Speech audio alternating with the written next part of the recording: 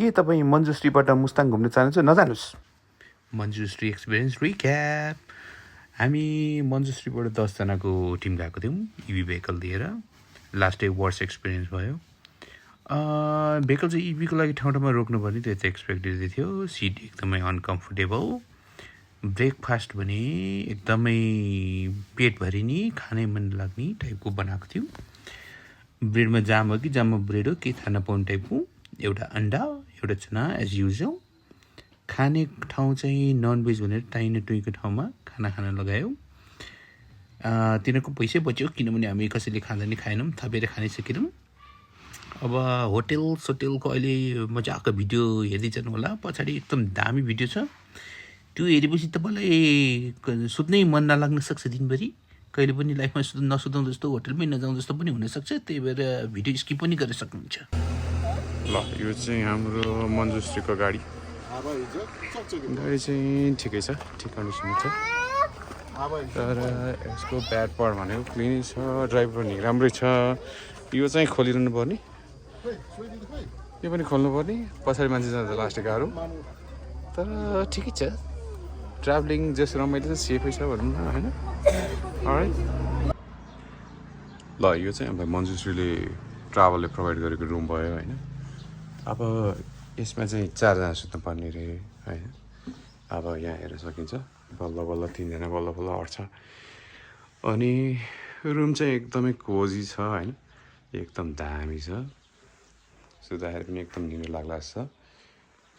अनि यहाँ हेर्न सकिन्छ बेडहरू एकदम क्लिन, होइन? बबाल। यो चाहिँ मन्जुश्री ट्राभल्स। अब यहाँ हेरौँ टोइलेट रेस्टरुम। धन्न यसमा चाहिँ एट्याच बाथरुम रहेछ तपाईँको, होइन? यदि अब तपाईँहरू ट्राभल आउनुभएको छ भनेदेखि चाहिँ धन्न तपाईँको बाथरुम छ एकदमै क्लिन, होइन? यहाँ हेर्दा चाहिँ बिल्डिङ फुट्ला जस्तो। अनि यहाँ माकुराहरू छ। यो चाहिँ खासै बोल्दा हुँदैन, यहाँ देखिन्छ ए माकुरा नै माकुरा रहेछ यहाँ, होइन? अनि अब हात धुनु पऱ्यो भनेदेखि साबुन पनि छ यहाँ देखिन्छ। यसमा चाहिँ हात यसो गर्ने मात्रै हो। फेरि यो चाहिँ किताबको, होइन? अब यो एकदम क्लिन, धन्न पानी चाहिँ आउँदो रहेछ, होइन? टोइलेट एकदम सफा देखिन्छ। अनि स्पेसली अब हाम्रो त फ्यामिली भएर खास सेयर गर्न प्रब्लम भएन। यदि तपाईँहरू स्ट्रेन्जरसँग आउनु भइरहेछ भनेदेखि चाहिँ तपाईँले अब यहाँ 4जना सुत्नु पऱ्यो भने तपाईँ आफै विचार गर्नुहोस्। अरूसँग कसरी टाँसेर सुत्ने हो, तपाईँ आफै नै सेयर गरेर सुत्ने कुरा भयो। अनि यो त यताको रुम भयो। अब अर्को रुममा जाउँ, होइन? अब अर्को रुममा चाहिँ यहाँ छ अर्को रुम। यहाँ त तपाईँको 3जना सुत्ने र यहाँ चाहिँ गुड थिङ भनेको यहाँ बाथरुम छ, होइन? सो द्याट तपाईँको बाथरुमको त्यो बास्ना गन्ध नि आउँदैन राति सुत्दा, होइन? जुन चाहिँ हाम्रो आमाहरूलाई चाहिँ तल बस्दाखेरि रातभरि बाथरुम गनाएर सुत्न नसक्ने अवस्था भयो। अब धन्न यहाँको ओनर चाहिँ अलिकति राम्रो डिसेन्ट भएर उहाँले धुपसुप हालिदिनु भयो, ट्राई गर्नुभयो। तर पनि अब भएन, होइन? तर त्यही हो, तपाईँहरू स्ट्रेससँग आउनुभएको छ भने चाहिँ तपाईँहरूलाई गुड अपर्च्युनिटी हुनसक्छ यहाँ अब कहिले काहीँ पढ्नेहरूलाई। यस्तो छ बेड, होइन? केही पनि छैन, एकदम क्याजुअल टाइपको रुम छ है त। र या भेरी कोजी र भेरी नाइस। बाई। यो चाहिँ हामी बसेको अर्को होटल हो। यो चाहिँ ब्लू मुन भन्ने, होइन?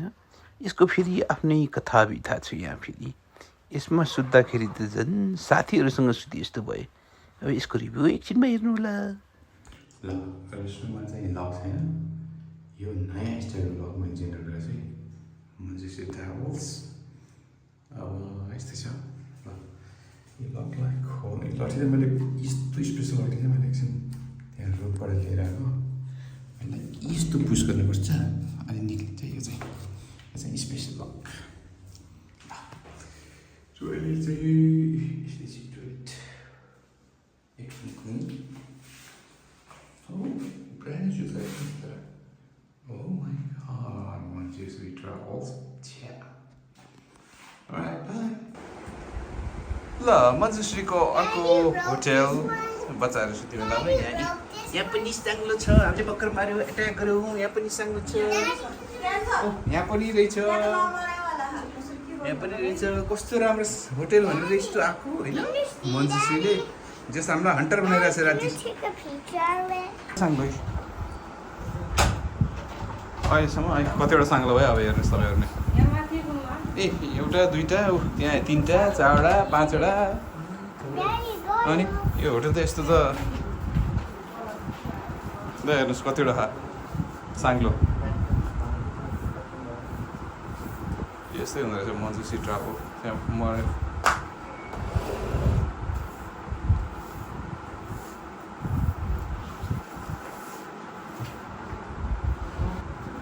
यहाँ खाटमा नि कुदिरहेको थियो कता कता छ अब राति यसो त कसरी सुत्ने अब हामी ब्लु मुन होटेल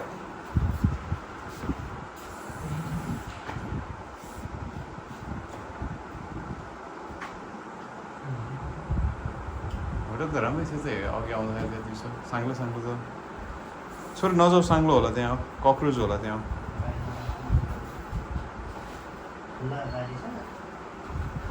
भयो भने त यसो टाइम टाइममा तपाईँहरू स्प्रे हान्नु भएको यस्तो हुँदैन थियो होला नि त अहिले हान्नु भएको थियो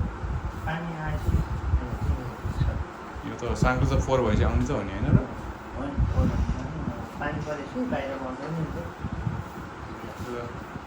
मन्जुश्री ट्राभल भनेर मलाई आज चाहिँ राम्रो लागेको थियो कि होटल चाहिँ तर अब यस्तो रातिभरि साङ्लो मारेर बस्नु पऱ्यो त मजा आएन नि त सुत्ने भनेको त